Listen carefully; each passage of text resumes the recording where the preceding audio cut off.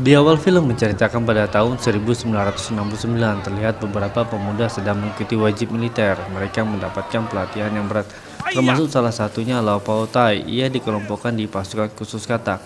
Suatu hari ia mendapatkan pelatihan berenang sepanjang 5 km dari tengah laut. Buset, oke, dan ternyata Lau Pao Tai tidak bisa berenang. Sehingga ia dipindahkan ke unit lain 831, di mana ia bekerja sebagai petugas tiket untuk menjaga gadis-gadis pemuas. Asik. Oke, lanjut. Hari pertama pun ia jalani dengan semangat dan diajarkan tentang pekerjaan oleh salah satu senior yang bekerja di rumah Asoy. Besok harinya ia bertugas mengambil pakaian kotor di semua kamar gadis. Pekerjaan baru ini, Pau seringkali digoda oleh para wanita di rumah tersebut, namun Pau menolak dan bekerja dengan semangat. Di tempat itu ia berkenalan dengan Chung Hua Sing. Mereka pun bercerita tentang pekerjaan mereka masing-masing. Chung Hua Sing bekerja di sebuah unit lain yang gelap dan seringkali ia mendapatkan perlakuan kasar dari atasannya. Shin pun berpindah ke unit di mana Sersan yang dulu Pau bekerja, yaitu Sersan Chang, di mana Chang Yung Sang yang sedang berjudi dengan temannya, di mana ia kalah dari salah satu temannya, di mana ia diminta untuk membayar dengan mengembalikan arloji miliknya. Ternyata arlojinya sudah ia berikan kepada salah satu gadis pelayan beberapa hari lalu. Akhirnya mereka pun bertengkar. Akhirnya Chang dipinjamkan uang oleh sahabatnya untuk mengambil arloji tersebut.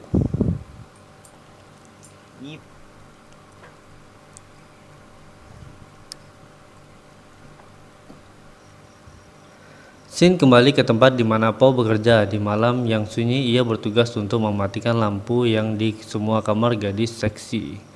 Tanpa sengaja, ia melihat wanita yang ia sukai, yaitu Nini. Keesokan harinya, ia bertemu dengan Chang datang ke tempat ia bekerja untuk bergulat. Aduh, mantap. Setelah itu, Chang mentraktir Pau sambil menceritakan masa lalunya. Setelah itu, Pau kembali ke tempat ia bekerja. Esok harinya di malam hari, kamar Ninin pun mati dan Pau pun diminta untuk mengganti lampu. Ia melihat Ninin pandai memainkan barangnya, dan sambil bernyanyi asik. Ninin pun akhirnya mengajari Pau cara bermain barangnya dan sambil bercanda. Pada suatu malam, ia bertemu dengan Chang di sebuah tempat di mana Chang meminta Pau menulis surat untuk ibunya karena Chang buta huruf dan tidak bisa membaca. Keesokan harinya, ia bertemu Chung Hua Sing di tempat ia bekerja. Chung memesan wanita di rumah Wik-Wik yang bernama Sasa. Dan ternyata mereka saling mencintai karena Chung merasa diperlakukan kasar di tempat ia bekerja. Chung merencanakan melarikan diri bersama Sasa. Di hari yang sama, Pau mendapat surat dari pacarnya bahwa ia meminta putus. Aduh, sedih banget nih. Keesokan harinya, para wanita-wanita mendapat liburan ke pasar dan salon. Namun Chung dan Ninin harus diborgol karena mantan narapidana. Sesampai di pasar, para wanita ini pun belanja bersolek di salon, hingga membuat laki-laki di pasar bergoyang. Sesampai di salon, Nini meminta melepaskan borgolnya karena ia mau buang air kecil. Setelah ditunggu, Nini tidak kembali. Setelah disusul Pau, ternyata Ninin menelepon seseorang, ternyata itu anaknya. Tanpa sengaja, Pau mendengarkan pembicaraannya. Sebelum pulang, mereka mampir ke pantai untuk beristirahat dan sambil berasik-asik. Setelah sampai di rumah Wik-Wik, Pau terlihat kecewa kepada Ninin karena tidak jujur kepadanya. Keesokan harinya, Chang datang ke tempat Pau bekerja untuk berasik-asik dengan Chow. Setelah berasik-asik, Chang memberikan cincin kepada Chow. Setelah melayani Chang, Pau pun masuk ke kamar Chow untuk membereskan kamarnya. Dan Pau mengatakan kepada Chow bahwa Chang mencintainya. Beberapa hari berlalu, terdengar bahwa Chow bunting, dan Chow pun marah kepada tentara lain yang ingin berasik-asik dengan Chow. Setelah malam, Pau pun keluar. Ternyata Nini menyusul untuk menceritakan kepada siapa ia menelepon saat di salon. Ia menceritakan masa lalu tentang di mana ia membunuh karena suaminya yang kasar kepada ia dan anaknya. Esoknya, Nini menghadiri pernikahan temannya. Pulang dari acara, ia menyuruh Pau untuk menulis surat pinjaman uang kepada komandannya untuk menikahi Chow. Setelah selesai malam, Pau datang ke kamar Nini sambil membawa bunga. Nini pun membukakan kamarnya dan mengajak Pau berkeliling kebun. Sesampainya di kebun, Nini memberikan kecupan mantap kepada Pau. Esok harinya, Pau diajak Chang untuk menghadiri festival dansa dan Pau menceritakan kepada Chang bahwa ia melihat Chow wanita yang ia dambakan melayani pria lain. Dan Chang pun merasa kecewa dan langsung mendatangi Chow.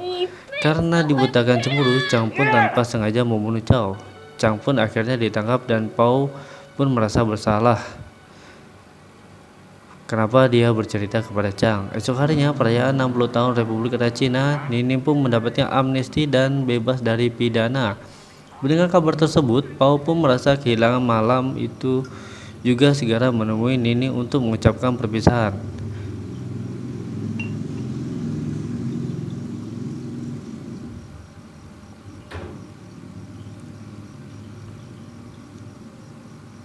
Di dalam kamar mereka berbicara tanpa banyak bicara. Nini beradu dengan Pau sambil berasik-asik. Mantap. Namun sebelum nyoblos, Pau lari dan ia berkata ia menyimpan barangnya untuk masa depannya. Keesokan harinya, Nini pergi meninggalkan tempat itu, namun ia sudah memiliki Keesokan harinya, Nini pergi meninggalkan tempat itu, namun ia meninggalkan jam dan barangnya kepada Pau sebagai kenangan. Hari demi hari berlalu, Pau sudah memiliki junior yang menggantikannya. Di akhir cerita, Pau akhirnya sudah tidak tahan dan melepaskan barangnya kepada salah satu wanita di situ. Namun dalam hatinya terdalam, ia mencintai Nini dan mengirim surat untuknya. Akhirnya masa tugas selesai dan ia pergi meninggalkan tempat tersebut. Di akhir cerita, pada tahun 1950, masa ketegangan pun berkurang dan akhirnya Taiwan menghentikan program pelacur di militer. Tamat. Oke, sampai ketemu lagi di video selanjutnya. Jangan lupa subscribe dan like ya. Oke, thanks ya.